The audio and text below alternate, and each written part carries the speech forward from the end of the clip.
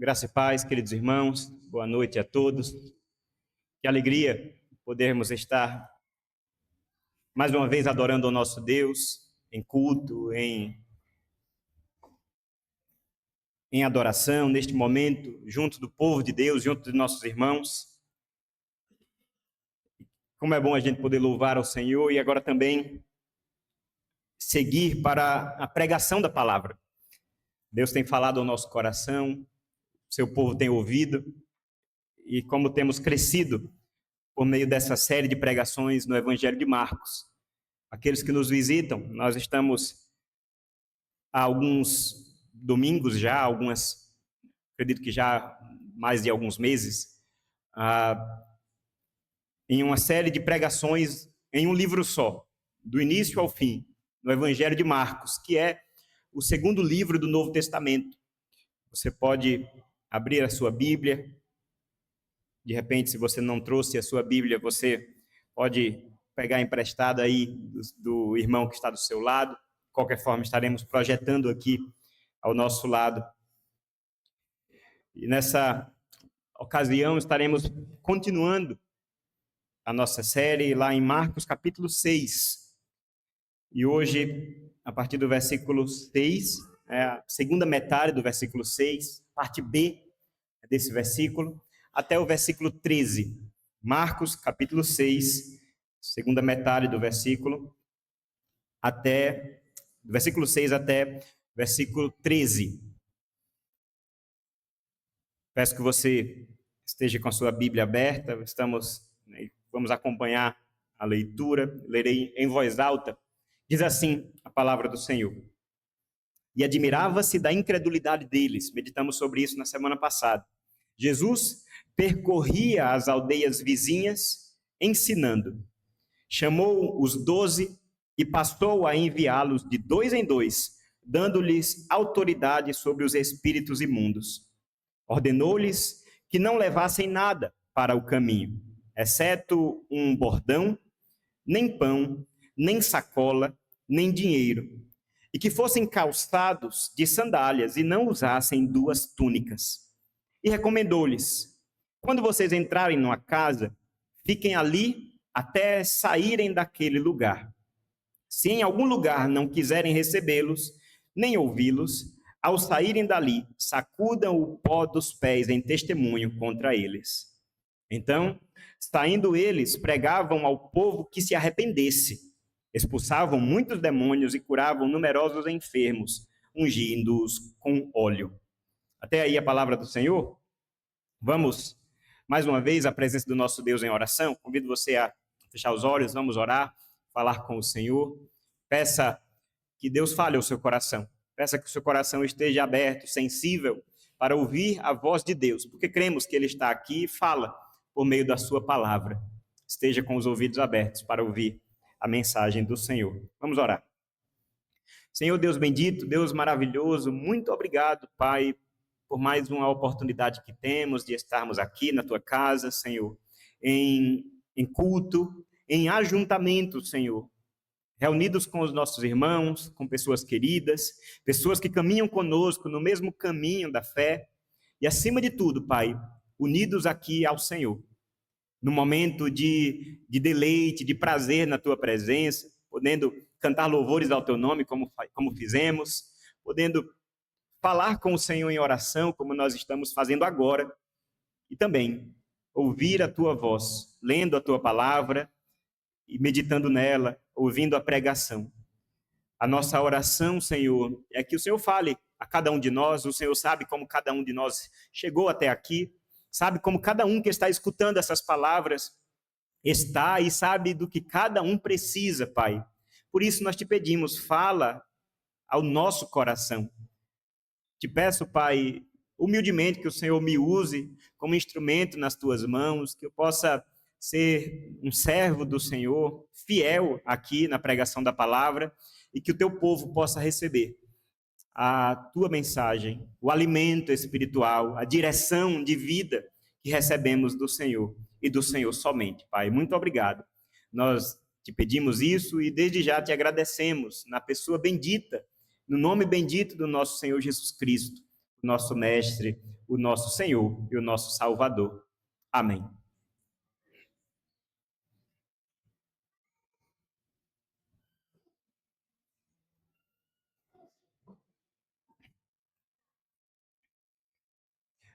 Nessa série de pregações no Evangelho de Marcos, nós já estamos aqui no capítulo 6. Iniciamos o capítulo 6 na semana passada.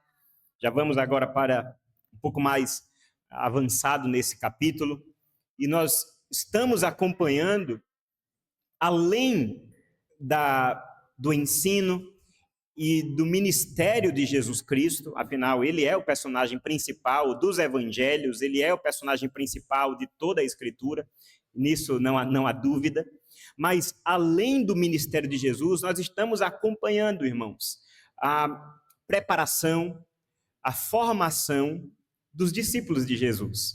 Em todo o texto, nos evangelhos, nós nunca devemos esquecer, coladinho ali com Cristo, havia, no mínimo, 12 homens. Havia essas pessoas que estavam ali absorvendo não somente o que Jesus falava e ensinava, mas também o que ele fazia. Essas pessoas, esses homens que foram escolhidos a dedo por Cristo, eles estavam passando por aquilo que nós podemos chamar hoje, né, de um intensivo, um curso intensivo de formação espiritual, de formação como mestres, como servos do Senhor. E o nome maravilhoso que a Bíblia dá para esse tipo de gente é discípulos. Discípulos quer dizer alunos, aprendizes, que caminham junto, né, seguindo os passos de um mestre, de um professor. Que privilégio, esses 12 homens. Privilégio, esses 12 homens que eram pessoas como eu e vocês, pessoas normais. Não há nada de extraordinário nesses 12 homens. Não há nada de digno de nota. Eles não foram escolhidos porque eram especiais, não foram escolhidos porque se destacavam no meio da multidão, muito pelo contrário, eram pessoas normais, ordinárias, até um pouco difíceis, cada um com o seu jeito, cada um com a sua característica, cada um com os seus pecados e dificuldades pessoais na sua jornada com Cristo, cada um com o seu contexto, cada um com a sua história, mas também cada um com a sua missão. É sobre isso que nós vamos falar hoje à noite. Como eu disse, nós não podemos ignorar que, enquanto estamos lendo sobre o dia a dia de Jesus Cristo, enquanto estamos lendo acerca do ministério de Jesus, que começou ali no batismo, e nós sabemos onde vai terminar, na cruz do Calvário e na sua ressurreição depois de 3 dias, nós estamos acompanhando também, de maneira muito próxima, o crescimento desses 12 homens. E esse texto, irmãos, o texto do capítulo 6 do Evangelho de Marcos, texto que nós lemos, versículo 6 até o versículo 13, nós vemos de maneira prática, direta, ordenanças, direcionamentos que Jesus tem para esses 12 homens que andavam com ele. Os nomes nós já conhecemos, né? Se você olhar nos capítulos anteriores, nós já vimos isso. No capítulo 3, no Evangelho de Marcos mesmo, a partir do versículo 13, nós vemos como esses homens eles já foram escolhidos, né, para se tornarem aquilo que no futuro seriam conhecidos, né, como apóstolos de Cristo. Aqueles homens que iriam fundamentar a pregação do Evangelho, que iriam fundamentar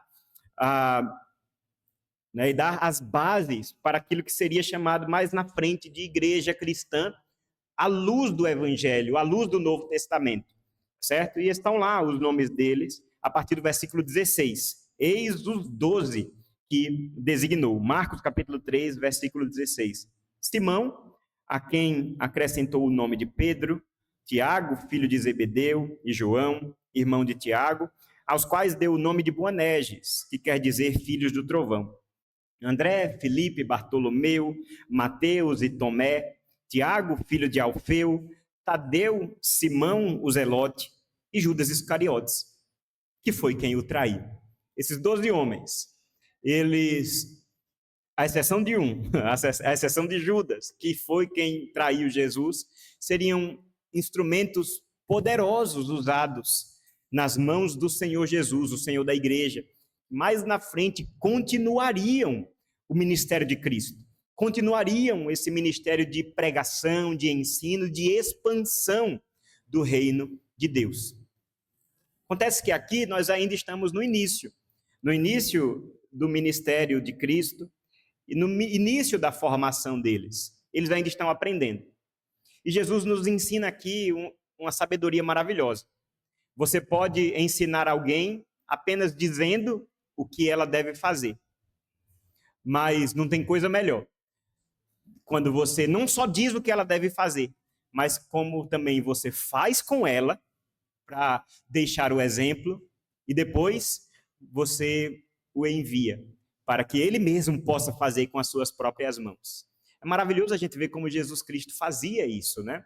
Jesus Cristo, ele é muito sábio na maneira de ensinar, na maneira de capacitar esses 12 homens. Ele faz para que eles tenham o modelo, para que eles tenham o exemplo. Ele já ensinou com palavras e agora ele vai para a parte prática, vai para a tarefa de casa. E o que nós vemos aqui nos versículos que nós lemos? Vemos que ele chamou os 12, aqueles 12 que já estavam caminhando com ele. E a partir de agora passou a enviá-los de 2 em 2, dando-lhes autoridade sobre os espíritos imundos. Chegou a hora da prática. Chegou a hora de parar de só ouvir. Eles vão continuar ouvindo, há muito que aprender, mas agora eles precisam fazer também. Os discípulos certamente estavam aqui muito apreensivos, nervosos, como pudessem até pensar: quem somos nós? Será que somos capazes? É fácil ver quando Jesus está fazendo. Ele faz parecer fácil. Mas eu, Simão, eu, João, eu, Tiago, eu mesmo ir lá e fazer essas coisas que o mestre faz? Quem sou eu? Ai de mim. Só Jesus mesmo para ver alguma coisa de bom em mim. Só Jesus mesmo para poder olhar para mim e me ver como alguém capaz de cumprir uma obra tão grandiosa. Certamente, irmãos, esse pensamento não é luxo somente desses 12 homens. Mas eu quero convidar você, como discípulo de Cristo, a saber que essa missão também é sua. Que essa missão também é nossa. É do povo de Deus, é da igreja do Senhor. Por isso, irmãos, hoje nós vamos meditar de maneira muito prática. É um texto muito simples, é um texto muito direto, certo? De maneira muito prática para nós. Como nós podemos compreender a missão dos discípulos de Jesus Cristo. Como nós podemos encontrar nesse texto lições para nós, para a minha missão, para a sua missão, como Deus, em Cristo Jesus, está nos chamando como continuadores dessa proclamação, como continuadores desse testemunho para espalharmos o evangelho que ele mesmo nos deixou, que ele mesmo cumpriu em sua obra perfeita, em sua obra consumada. Tá certo? Então, nós vamos ver aqui em apenas 3 lições, tá certo, irmãos? Algumas características dessa missão, a missão dos discípulos de Jesus. A primeira lição que nós temos aqui nesse texto é a autoridade dessa missão. A autoridade que Cristo mesmo dá aos seus discípulos naquele momento. Você pode ler ali no versículo 7, todos juntos, por favor. Vamos ler todos a uma só voz? Chamou os 12 e passou.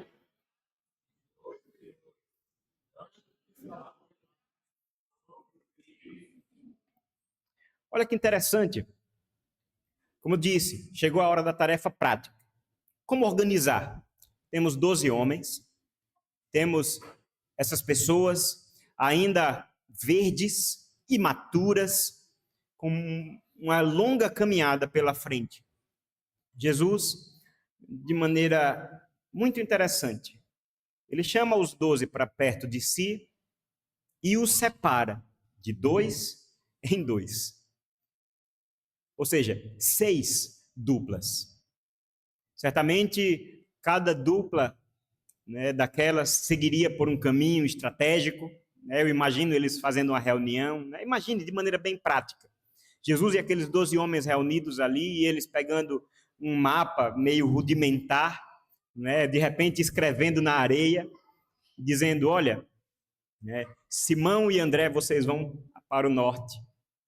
Filipe, Bartolomeu, vocês vão pelo leste. Né, e ali dando o direcionamento para esses discípulos. E ele faz isso dividindo-os de 2 em 2. Dando-lhes o quê? Autoridade. Veja, a autoridade, o verbo aqui é importante. A autoridade, ela não é dos discípulos. A autoridade, ela é dada. A autoridade, ela é conferida por Jesus Cristo. Porque cremos e sabemos disso, ele é o Senhor. Ele é o Mestre. É o Filho de Deus encarnado, o Senhor de todas as coisas, que veio a este mundo para cumprir o seu propósito. Ele é o Senhor. Ele é que é o dono de toda a autoridade.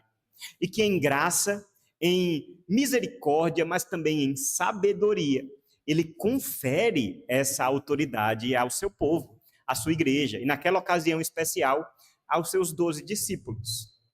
Aqueles discípulos já tinham visto Jesus fazer grandes coisas. Nós temos acompanhado até aqui. Aqueles discípulos já viram Jesus Cristo acalmar uma grande tempestade apenas com suas palavras. Aqueles discípulos tinham visto Jesus Cristo expulsar uma legião de demônios da vida de um homem. Aqueles discípulos, como nós vimos recentemente, tinham acabado de ver Jesus Cristo não só curar enfermos, mas ressuscitar uma menina, uma criança que havia morrido. Aqueles homens não tinham dúvidas que estavam diante de alguém que tinha autoridade. Os demônios reconheciam essa autoridade. As doenças fugiam da presença de Jesus. Ele pregava, falava, não como os escribas, não como os fariseus, mas falava como quem tinha autoridade, porque ele é a palavra de Deus. Os discípulos estavam aprendendo quem é Jesus e qual é a autoridade que ele tem. E agora nós vemos que, de maneira maravilhosa, essa autoridade está sendo compartilhada com os discípulos. Aqui, no caso, no versículo 7, especificamente, uma autoridade sobre os espíritos imundos. Olha que interessante. Agora, não só Jesus é que tem essa autoridade, mas também o Simão, aquele Pedro, né, que nós sabemos que vai pisar na bola mais na frente, aquele que aparentemente era muito difícil no seu temperamento, meio precipitado, falho, ele vai ter autoridade para chegar num local e expulsar os demônios. Olha que interessante, uma autoridade dada por ninguém menos que Jesus Cristo. É essa autoridade que o discípulo de Jesus tem. Nós lemos no texto lá em Mateus capítulo 10. O discípulo, ele não é maior que o mestre. Quando Jesus fala sobre isso, ele não está dando uma carteirada, né? Ele não está dizendo assim, olha, fique no seu lugar porque o discípulo é menor que o mestre. Não, ele está dizendo, olha, o discípulo não é menor que o mestre. Se o mestre tem autoridade, o discípulo tem a autoridade de quem?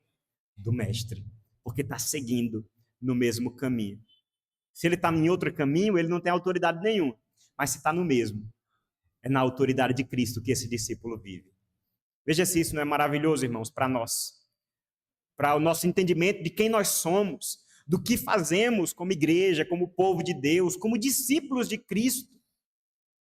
Em Cristo Jesus, nós temos autoridade. E não é uma autoridade, perceba, arrogante, orgulhosa.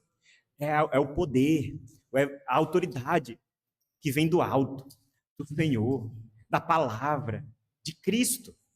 Essa é a autoridade que há no nome de Jesus.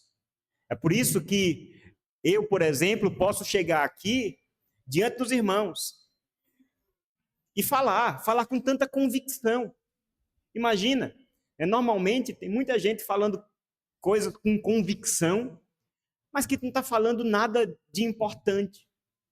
Está enganado.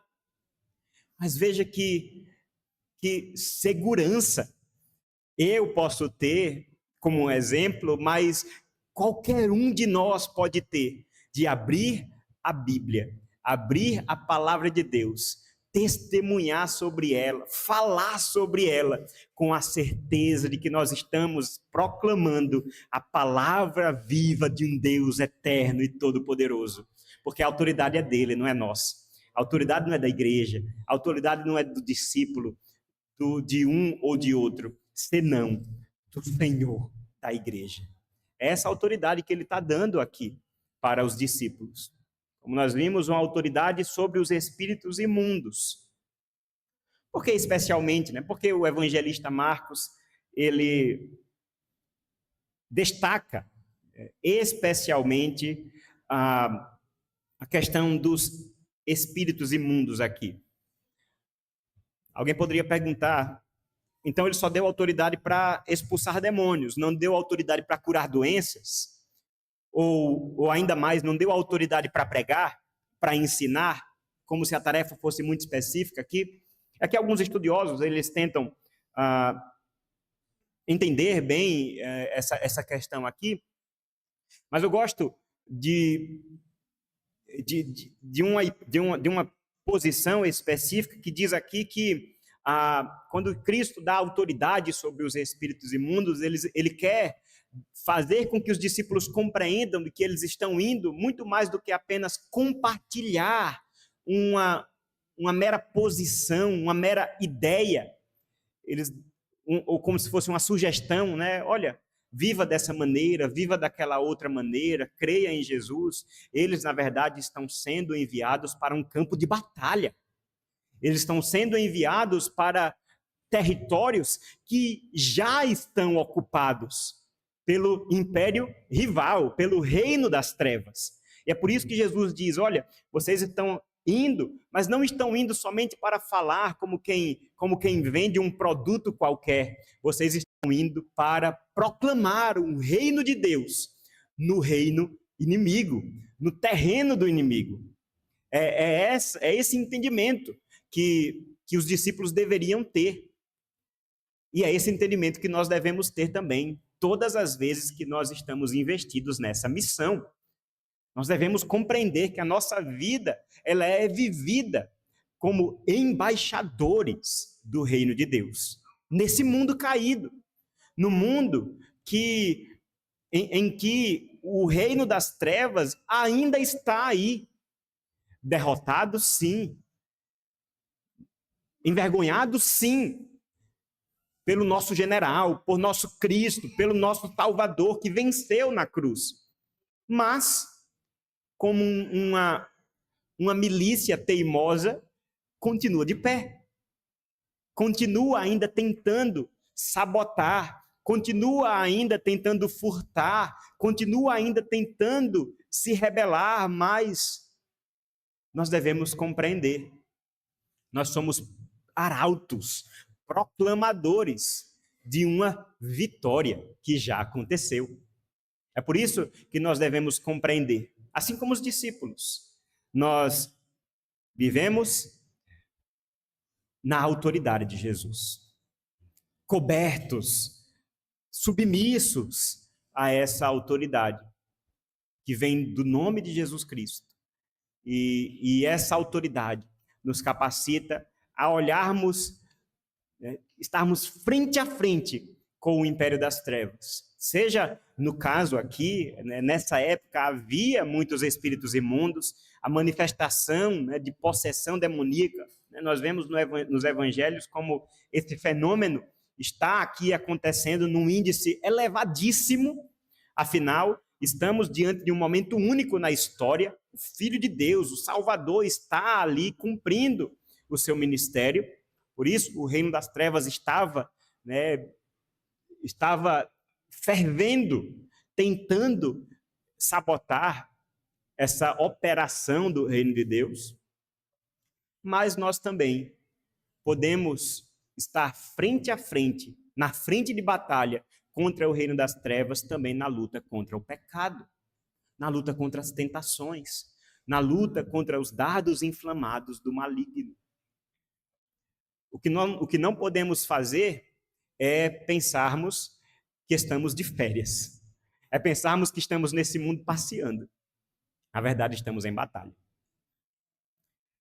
E não é uma batalha que corre na minha força e na sua força. É uma batalha que corre na força do Senhor. Porque a nossa arma é o Evangelho. E o Evangelho é descrito na palavra do Senhor como o poder de Deus para salvar todo aquele que crê. Esse é o Evangelho que os discípulos carregavam. Esse é o Evangelho que nos alcançou. É o Evangelho que me alcançou e te alcançou. É o Evangelho que é o poder de Deus. Ainda falando sobre essa autoridade, irmãos, a autoridade da missão dos discípulos de Jesus, há aqui uma informação muito interessante ainda no versículo 7. Jesus convoca os 12 e os divide em 6 duplas, de 2 em 2. A pergunta que a gente poderia fazer é por que de 2 em 2? Por que essa divisão?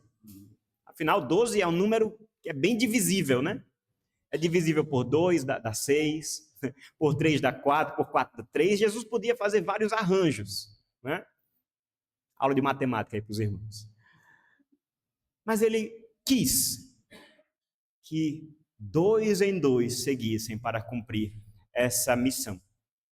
Interessante.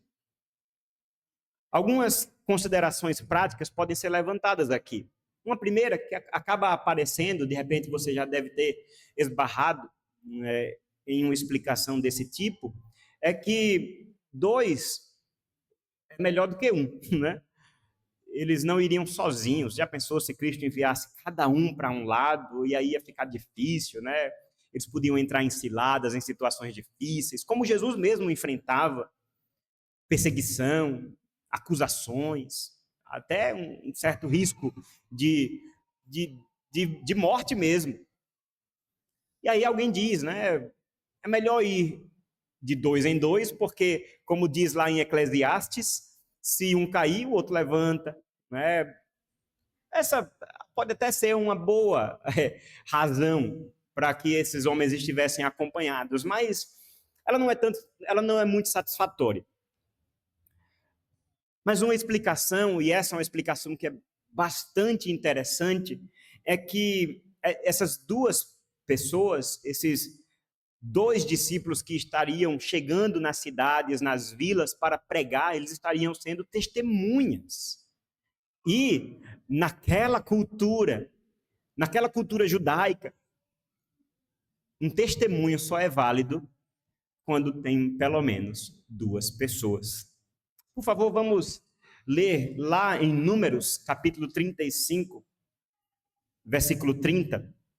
Números, capítulo 35, versículo 30. Veja como está escrito lá. Isso na lei, tá certo? Todo aquele que matar uma pessoa será morto conforme o depoimento das testemunhas. Mas uma só testemunha não deporá contra alguém para que morra. Veja, o testemunho de uma pessoa, ele tem o mesmo valor que nenhum testemunho. O testemunho de um só não valia para a lei, no caso aqui específico de um processo criminal, né? Vamos trazer para o nosso tempo, né? Um processo criminal contra um assassinato. Uma pessoa testemunhando não traria tanta validade para esse testemunho. É necessário mais. Vamos ver outro texto lá em Deuteronômio, capítulo 19, versículo 15. Deuteronômio 19, versículo 15, está escrito: uma só testemunha não poderá se levantar contra alguém por qualquer iniquidade ou por qualquer pecado, seja qual for que cometer. Pelo depoimento de 2 ou 3 testemunhas se estabelecerá o fato. Então, o direito daquela época, o princípio de justiça daquela época é: um testemunho só é válido quando tem pelo menos 2 pessoas falando. E aí Jesus Cristo, em sabedoria, assimilando essa cultura da época, assimilando esse entendimento que vem da própria lei do Senhor. Ele separa os seus discípulos de dois em dois, para que eles pudessem chegar em um local, em uma cidade, não simplesmente, como nós já falamos, como a posição de um aventureiro, de uma pessoa falando ao vento, mas trazendo o quê? A verdade, um testemunho da verdade, trazendo uma verdade estabelecida, cheia de autoridade. Olha que coisa maravilhosa, irmãos.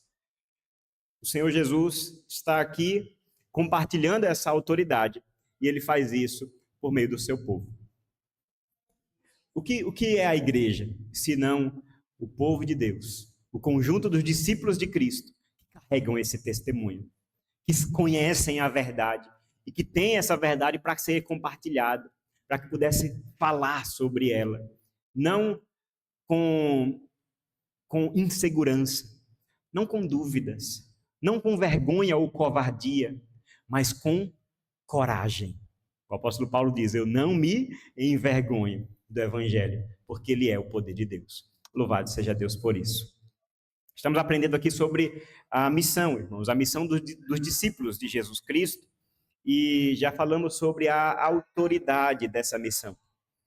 A segunda lição que nós temos nesse texto é que essa missão, ela também é simples, a simplicidade dessa missão, porque é uma missão que ela é executada na confiança da provisão do próprio Senhor Jesus. O próprio texto nos continua aqui a dizer, no versículo 8, Marcos capítulo 6, versículo 8, ordenou-lhes que não levassem nada para o caminho, exceto um bordão, nem pão, nem sacola, nem dinheiro, e que fossem calçados de sandálias e não usassem 2 túnicas. É interessante aqui.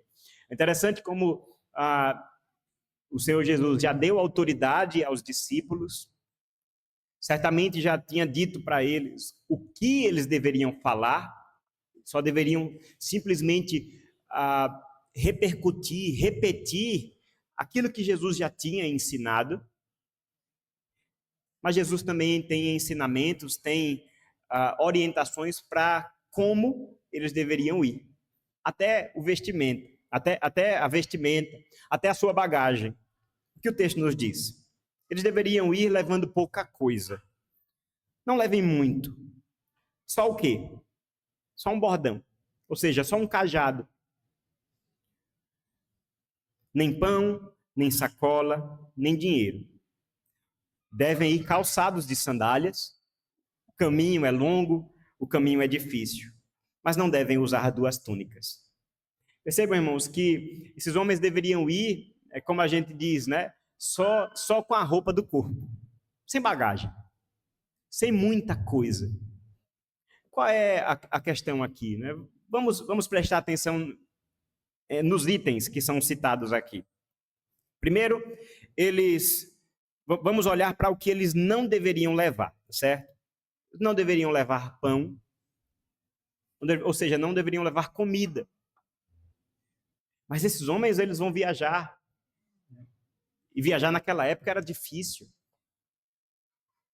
Eles iriam a pé. Mas Jesus não era melhor levar a comida?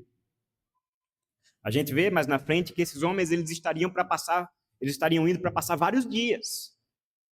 Não é um momento só. Não é uma tarde só, uma manhã só. Eles vão passar vários dias. E aí? Não deveriam levar pão. Não deveriam levar sacola, ou seja, uma bolsa de couro, uma bolsa de pano ou de couro em que se guarda esse alimento. E nem dinheiro. Se não leva nem a mochila, né, ainda mais o pão ou o dinheiro. E onde você vai levar essas coisas? Jesus está aqui dizendo que eles não deveriam levar nada que os atrasasse, nada que os impedisse de prosseguir pela falta. Pelo contrário, eles deveriam ir na confiança do Senhor, na confiança de que chegariam nos lugares e encontrariam abrigo, Eles estariam indo para as cidades para dormir na casa das pessoas, para comer na casa das pessoas, como nós vemos na continuidade do texto. A expectativa era que esses homens chegassem e encontrassem pessoas que abrissem as portas para eles. E eles pudessem passar ali 1, 2, 3 dias. Mas vocês mesmos não levem. Apenas o bordão para servir de apoio e às vezes até de proteção, porque o caminho pode ser perigoso. E uma túnica, não duas, uma só. Perceba como Jesus está aqui chamando esses homens à simplicidade da missão. Eles não precisariam de muito. Se Jesus exigisse muita coisa, alguém poderia alegar que não dá para ir. Alguém poderia dizer, mas Jesus está caro. Está difícil para mim. O orçamento está limitado. Vou ter que primeiro correr atrás de todas essas coisas que o Senhor está exigindo. Mas não. A exigência de Jesus é muito leve, na verdade. Ele não exige muito. Certamente, ele não exigiu nada que aqueles discípulos já não tivessem antes. Eles até, de repente, gostariam de levar mais. Mas Jesus disse, não precisa. Em outra ocasião, Jesus diz, não levem muitas espadas, né? Lá no Evangelho de Mateus. É muito interessante isso. Repito, o caminho era perigoso. Não levem muitas espadas. E aí um dos discípulos diz, Senhor, a gente encontrou 2 aqui. Jesus diz, tá bom já. Tá bom. Percebam, irmãos, como muitas vezes nós esquecemos da simplicidade de Jesus Cristo. Nós esquecemos, como discípulos de Cristo, de que para seguir Jesus nós não precisamos de grandes coisas. Precisamos só de um coração disposto a segui-lo, na certeza de que ele tem cuidado de nós, na certeza de que ele há de cuidar das nossas necessidades. Nós lemos no texto, um pardal você compra na feira por algumas moedinhas. Contudo, o vosso Pai Celestial cuida até dos pardais. E será que eu e você, irmãos, nós não somos mais importantes para o Senhor do que os pássaros? Mateus capítulo 6, olha para os lírios, como eles se vestem. Nem Salomão, em toda a sua glória, se vestiu com tanta beleza, com tanta glória, com tanta honra. Porque é o Senhor Deus quem enche esse mundo de beleza, quem traz a cor para a flor, quem traz o brilho, quem traz a textura para os vegetais. É o Senhor quem dá o alimento para os pássaros, que nem se preocupam tanto com isso, nem semeiam, nem colhem, mas Ele dá. Quanto mais os discípulos de Jesus Cristo, quanto mais o povo de Deus, os filhos do Senhor, hão de ser abençoados pelo Senhor, hão de ser cuidados nas suas mais básicas necessidades. Muitas vezes nós esquecemos disso, irmãos. E ainda mais, infelizmente, colocamos empecilhos para a missão, para a obra que o Senhor, para a qual o Senhor Jesus nos chamou. Nós estamos em uma igreja, irmãos, os irmãos sabem, uma igreja que está em revitalização. E, infelizmente, uma das coisas, um dos itens que nos preocupa muitas vezes é a questão financeira, os recursos. Precisamos fazer uma reforma, precisamos comprar tal coisa ou aquela outra, precisamos. O recurso financeiro é importante neste mundo que nós vivemos. Mas o Senhor Jesus nos chama aqui a um equilíbrio, a uma simplicidade, que nós não coloquemos obstáculos para fazer aquilo que nós fomos chamados a fazer, porque nós não temos, de repente, um recurso que nós até almejamos, seria confortável, seria bom, traria conforto, bem-estar para todos nós, seria maravilhoso. Mas, irmãos, o Senhor Jesus nos chamou para uma obra que é gratuita. Para uma obra que ela não exige de nós muito mais do que aquilo que ele mesmo exige nas Escrituras. Nós é que complicamos. Nós é que colocamos exigências demais. Já dizia certa vez aqui quando falava sobre culto.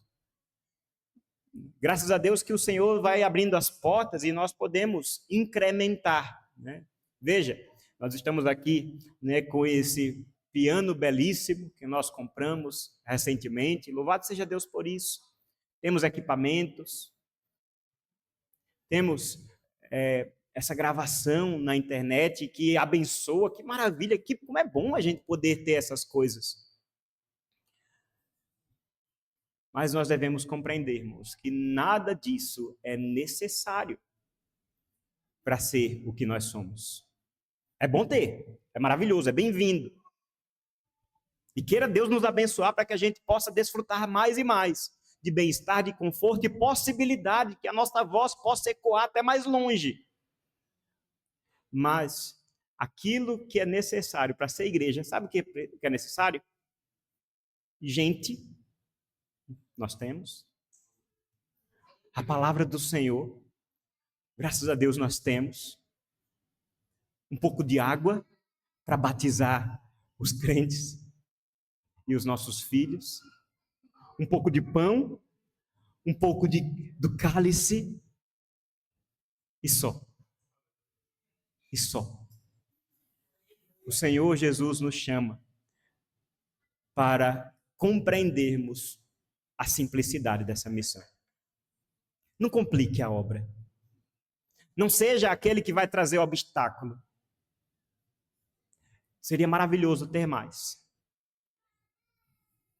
Mas o Senhor nos chama para sermos fiéis no pouco. Não dá para esperar o muito para ser fiel. Se é no pouco que nós estamos, irmãos, se está difícil hoje, se o orçamento está limitado hoje, meus irmãos, hoje sejamos fiéis. Hoje adoremos ao Senhor. Hoje preguemos a palavra. Hoje evangelizemos essa comunidade. Hoje possamos ser fiéis àquilo que o Senhor Jesus colocou nas nossas mãos. A parábola dos talentos, ela nos mostra no final o que aconteceu. Meu servo, foste fiel no pouco, sobre o muito te colocarei. Veja que o muito, ele só vem depois da fidelidade no pouco. Não espere estar cheio de coisas para servir ao Senhor, porque na verdade ele exige muito pouco. É uma missão simples. Assim como esses homens foram chamados a viajar. Alguns poderiam até reclamar. Pensar, por exemplo, na pessoa de Mateus. Publicano, certamente tinha uma boa renda antes de se tornar um discípulo de Jesus. Acostumado a viajar entre as cidades com sua escolta romana, afinal, se ele não tivesse escoltado, poderia ser perigoso para ele, porque era odiado pelos judeus. Certamente com suas regalias. E aqui tendo que acalmar o seu coração, tendo que silenciar o seu orgulho de antes, quando viajava com tantas roupas na sua bagagem, agora tendo que ir só com aquele está vestido, para aprender que nem só de pão vive o homem, mas da palavra que sai da boca do Senhor. Esse é o ensino de Jesus para a nossa vida. A missão de Cristo, a missão que Cristo tem para nós, ela é uma missão simples. E ela é vivida na certeza de que Jesus Cristo cuida de nós. E que o maior interessado para o sucesso dessa obra é Ele mesmo. Porque a obra não é minha nem sua, é do Senhor. E finalmente, irmãos, nós vemos aqui essa terceira lição. A primeira lição, a autoridade da missão, da missão dos discípulos de Jesus. Em segundo lugar, a simplicidade dessa missão. Em terceiro lugar, a intencionalidade da missão. Por favor, leia comigo os versículos 10 e 11, todos a uma só voz. E recomendou-lhes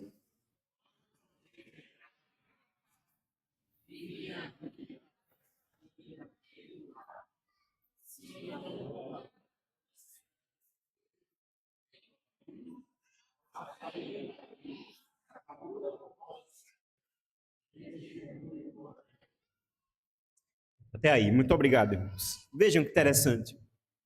Agora Jesus ensina aqueles homens o que eles deveriam fazer quando chegassem na cidade. Ele já deu autoridade para eles, ele já ensinou o que eles deveriam levar e como o que eles deveriam levar durante a viagem, mas eles estavam sendo direcionados a vilas, a cidades, a povoados. O que fazer quando chegar lá? Jesus disse, no versículo 10, nós já lemos, vocês vão entrar nas casas, vocês serão recebidos pelas pessoas, e vocês vão entrar numa casa para ficar. Quando vocês forem recebidos, fiquem ali. A hospitalidade, irmãos, é um dos principais traços culturais do judeu. O povo oriental, o povo do Oriente Médio, era um povo que via na hospitalidade uma grande virtude. Um dos maiores pecados, um dos maiores crimes sociais era faltar com a hospitalidade. Era receber mal alguém. Era tratar mal um hóspede. De maneira que eles não teriam, né, tanta dificuldade assim de serem recebidos no local. Na verdade isso fazia parte, né, do próprio dia a dia daquelas pessoas. As próprias casas sempre tinham uma cama ou outra a mais, né, sobrando para um hóspede. Vai que vem alguém hoje, vai que chega alguém, né, ali 11h30, né, da manhã, bate alguém na porta e diz, eu vim para ficar. Né? E aí você tem que botar água no feijão, né? Tem que comprar um galeto, né, para aumentar o almoço. Tem crente que é assim, né?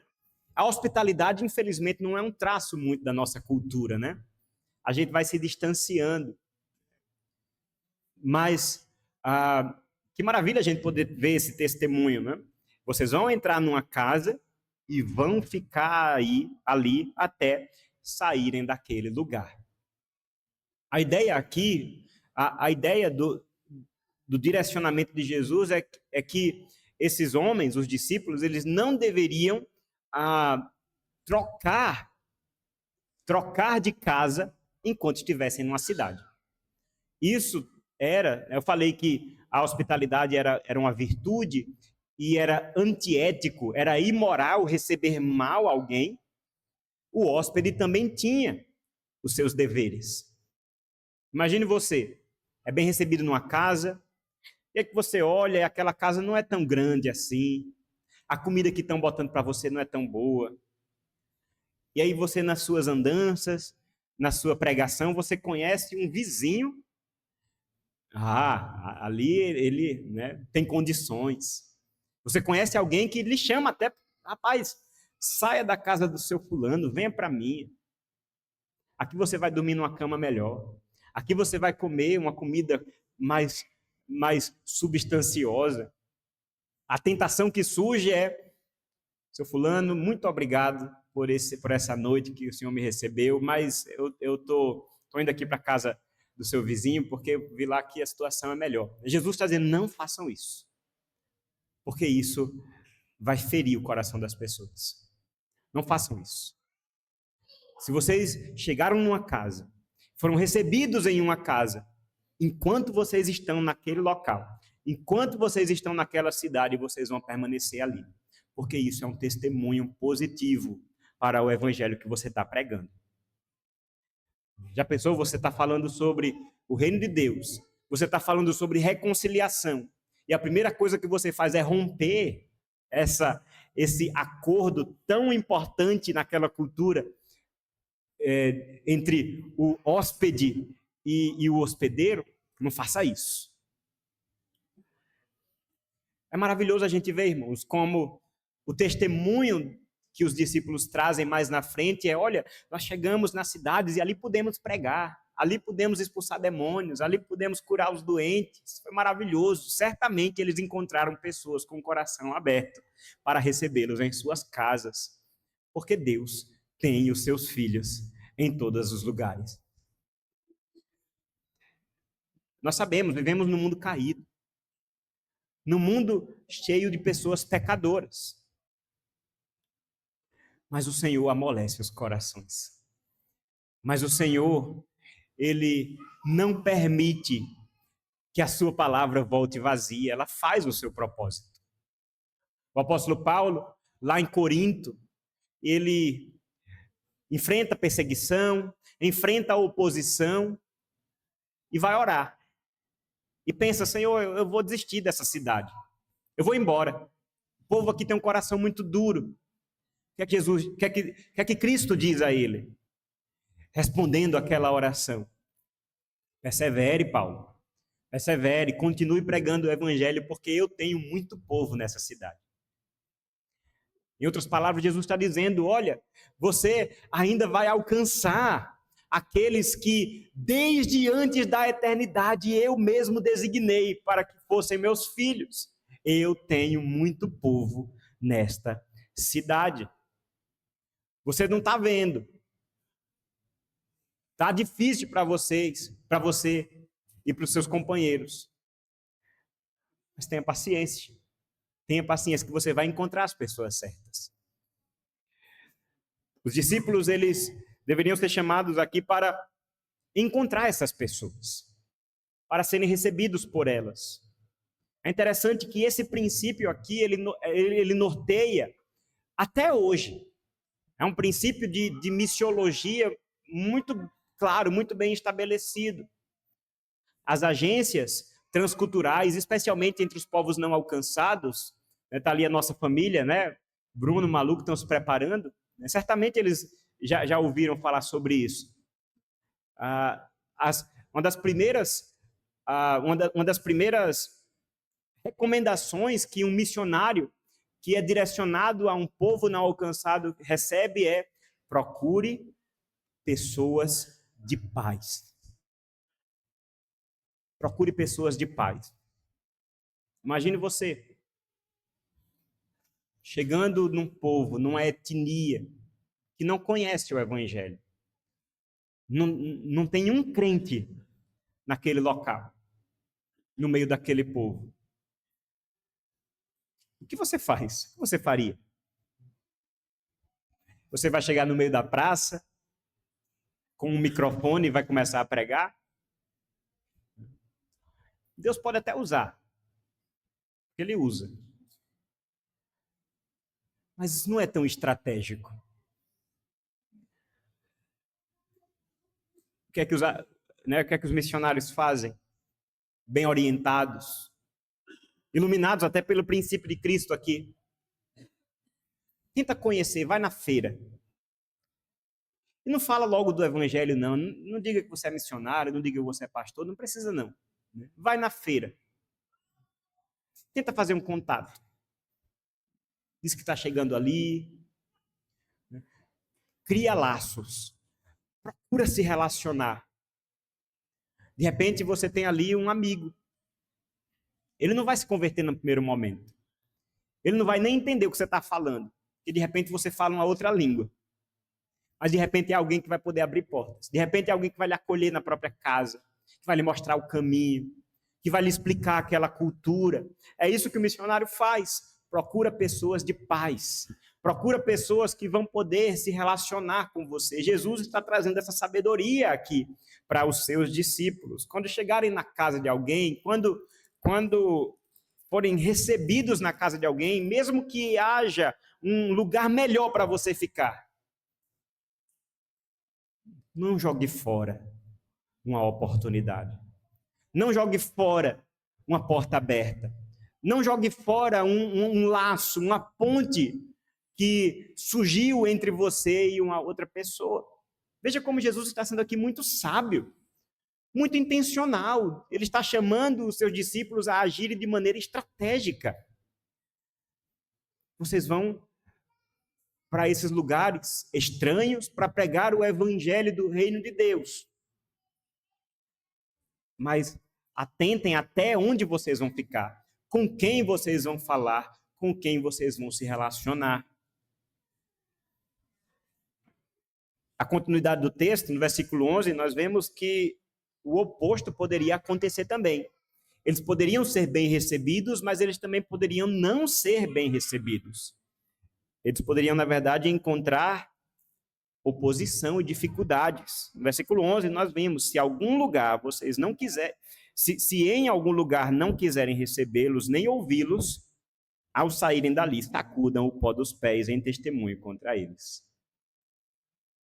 Se for recebido, bênção. Fique lá, persevere na casa daquelas pessoas, porque de repente o próprio Deus, o próprio Espírito está agindo ali. Mas se não forem recebidos, até aí há um testemunho a dar. O que é que eles deveriam fazer, né? É uma atitude muito interessante aqui. Na saída da porta, né, na saída daquela cidade, vocês sacudam o pó dos pés. O que significa essa atitude? Essa era uma prática, irmãos, uma prática que era muito comum naquela época.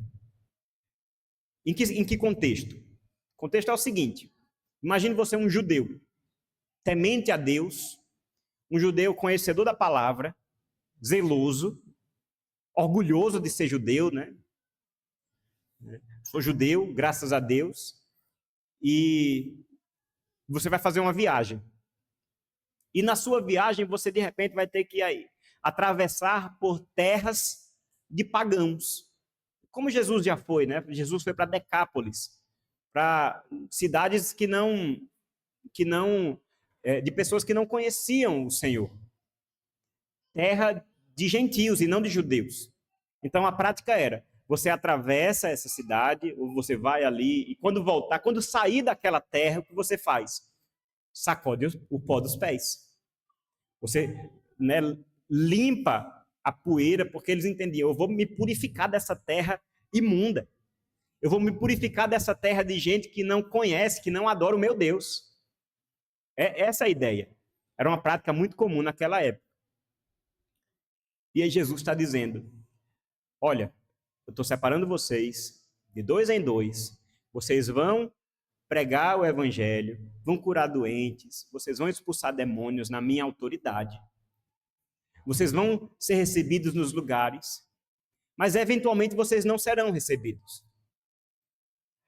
Quando isso acontecer, vocês sacudam o pó dos pés. Mas uma informação é importante. Jesus não estava enviando esses discípulos para longe. Jesus não estava enviando esses discípulos para Decápolis, para Síria, para depois do Rio Jordão. Não.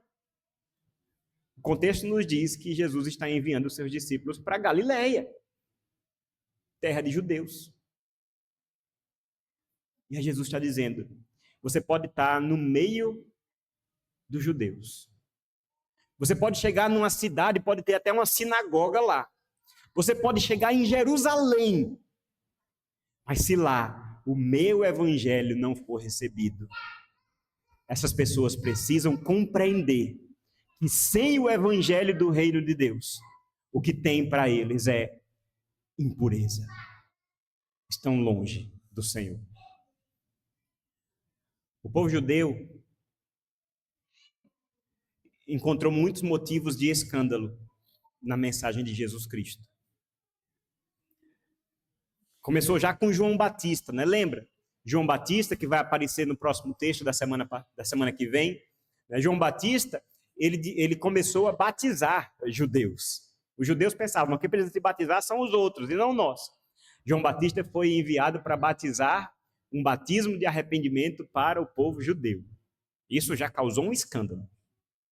E agora vem Jesus dizendo que se a gente não ouve o que ele tem a dizer, se a gente não ouve o que os seus discípulos estão dizendo, nós somos impuros.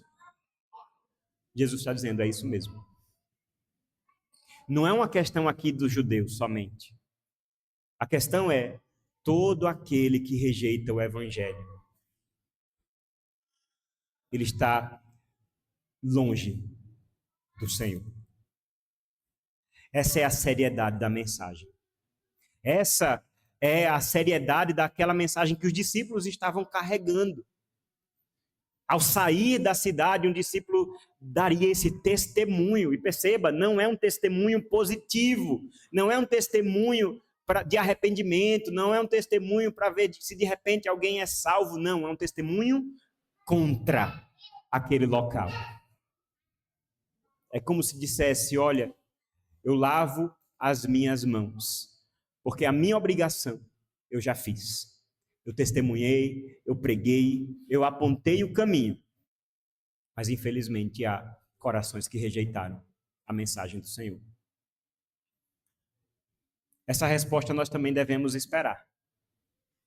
Nem todo mundo na nossa caminhada vai se tornar um crente. Nem toda pessoa com quem nós compartilhamos o evangelho vai se arrepender dos seus pecados. Vai crer no Senhor. Nós sabemos disso. A oposição é uma realidade. Já vimos, nós estamos enfrentando um império rival. Mas ainda assim como os discípulos, isso não significa que nós estamos sendo derrotados. A palavra do Senhor não volta vazia, antes faz o que lhe apraz. E temos aprendido no decorrer do Evangelho de Marcos, que o Evangelho ele serve tanto para salvar, como para condenar. O Evangelho ele serve tanto para amolecer corações, mas também para revelar a dureza de um coração humano. Os puritanos diziam de maneira muito interessante que o mesmo sol que amolece o gelo, endurece o barro. É o mesmo sol, a mesma verdade, a mesma luz, a mesma pregação. Ela é capaz de transformar um coração, de quebrar um coração endurecido, transformando num novo coração, transformando num coração vivo. Mas é também a mesma mensagem que revela aquilo que há de pior no ser humano. Quando o ser humano mostra a corrupção de quem ele é. Não quero nada com o Senhor, não quero nada com Cristo, não quero nada com o Evangelho, não tenho do que me arrepender, não preciso de salvação. Nós sabemos, irmãos, que hoje, temporalmente, nós podemos dar esse testemunho contra a oposição. Mas, no último dia, um grande testemunho será dado. E ai daquele que não se curvar ao Senhor. Ai daquele que não reconhecer Cristo como seu Senhor e seu Salvador. Eu costumo dizer, naquele dia, todo joelho vai se curvar diante do Senhor. Toda língua vai confessar que Jesus Cristo é o Senhor. Mas, infelizmente, muitos vão fazer isso forçados. Vão fazer isso por terem percebido que não confiaram em Jesus Cristo enquanto era tempo. Essa é a seriedade dessa missão. A missão que nós recebemos. Repito, nós não estamos nesse mundo a passeio. Jesus Cristo não nos chamou para estarmos de bobeira nesse mundo. Estamos em missão. Estamos em guerra. Somos embaixadores. Por isso nós somos chamados a essa intencionalidade. Somos chamados a calcular o custo. Somos chamados a criar e seguir estratégias. Perceba, não é nada novo. A questão aqui não é inovar, não é inventar a roda, mas compreender que a nossa vida deve ser vivida à luz da missão que nós recebemos de Cristo. Isso deve influenciar, irmãos, a maneira como nós vivemos os nossos dias. Quem é você? O que você faz? Quais são as suas escolhas? Quais são as suas decisões? O que você faz, por exemplo, no seu trabalho, a sua família, o seu casamento, serve para quê? São essas respostas que nós devemos dar e observá-las todas à luz desse chamado que nós recebemos de Cristo Jesus. As pequenas coisas e as grandes. A nossa preocupação sempre tem que ser: como eu posso viver para que Cristo seja mais e mais glorificado na minha vida? Para os discípulos aqui poderia parecer muito simples fazer o cálculo de que era melhor sair de uma casa e ir para outra. Mas Jesus está dizendo: não façam isso. Calcule o peso das coisas. Será que isso não fecharia a porta para o evangelho naquela cidade? Ah, mas é mais confortável para mim. E a causa de Cristo? E a causa do evangelho? Nós vivemos hoje num mundo muito individualista, irmãos. A cultura individualista, que coloca as necessidades pessoais acima das demais coisas, acima do próximo, acima do Senhor, acima do reino de Deus. Eu não quero aqui ser aquele tipo de pastor que quer que você seja um rato de igreja. Não é isso. Não é isso. Em nome de Jesus, me entenda, meu irmão. Eu não quero que você preencha a sua agenda estando aqui toda semana, todos os dias da semana. Não é isso. Eu não quero que você se engaje em todos os ministérios da igreja. Não é isso. Eu quero que você simplesmente pense em todo o tempo, em tudo aquilo que você faz, não somente aqui, não somente na agenda da igreja. O que eu estou fazendo para que o reino de Deus seja testemunhado, seja visto, seja contemplado, comunicado, especialmente na vida daquelas pessoas que Deus colocou ao meu redor que ainda não o conhecem? Porque eu também sou um missionário do Senhor. Eu também sou um discípulo de Jesus. Que assim como aqueles nossos irmãos, 12 irmãos, com exceção de Judas, como eles foram enviados, assim nós também somos enviados. Como disse o apóstolo Paulo, somos enviados como ovelhas no meio de lobos, para o perigo. Nós somos enviados para a morte, mas para a glória do Senhor. Essa é uma jornada difícil, mas gloriosa. É uma jornada que custa, mas como nós vimos, é vivida na graça do Senhor. É uma jornada que vai encontrar muitos obstáculos, mas nós devemos compreender.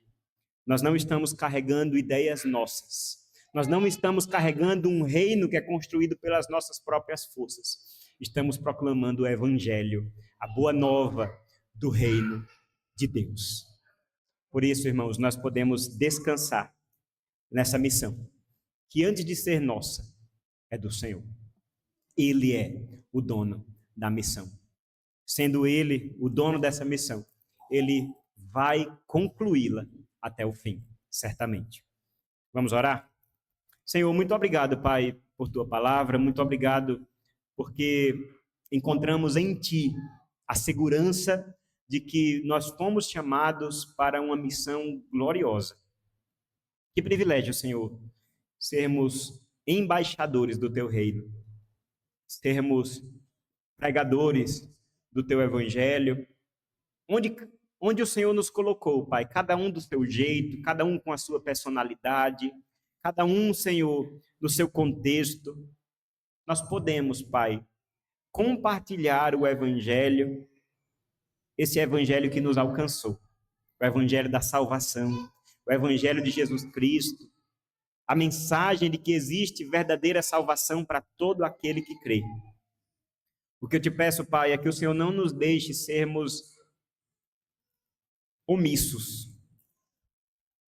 Nos livra, Pai, de guardarmos esse tesouro para nós mesmos, porque o Senhor nos deu para compartilharmos. Eu te peço, Pai, por essa igreja, que sejamos uma igreja de testemunhas de Jesus. Uma igreja que prega o Evangelho, que vive o Evangelho, que ama o Evangelho. Temos as nossas dificuldades de ordem humana, de ordem financeira. Temos, Senhor, somos falhos, limitados, mas confiamos no Senhor. Confiamos, Pai, de que aquele que começou a boa obra em nós há de completá-la, Senhor. Te louvamos porque fazemos o que fazemos no nome de Jesus, na autoridade de Jesus, e por isso te pedimos, nos dá sabedoria, nos ensina, Pai, a vivermos de maneira sábia, inteligente para a tua glória, Senhor. Não nos permitas, Pai, vivermos a nossa vida como se o tempo apenas passasse por nós. Não nos permitas, Pai, viver a nossa vida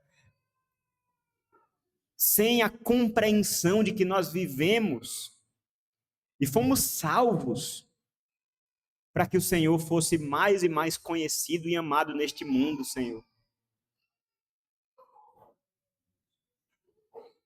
Que maravilha, Senhor, ver é que aquilo que começou com aqueles 12 homens, aquelas 6 duplas, nos alcançou. Aqui mesmo onde nós estamos, tão distantes no tempo e no espaço, o teu Evangelho vive, o teu Evangelho é o poder de Deus. E agora, Pai, nós te pedimos que não pare em nós, que possamos continuar essa história, para a glória do teu santo nome, Pai, em nome de Jesus. Amém.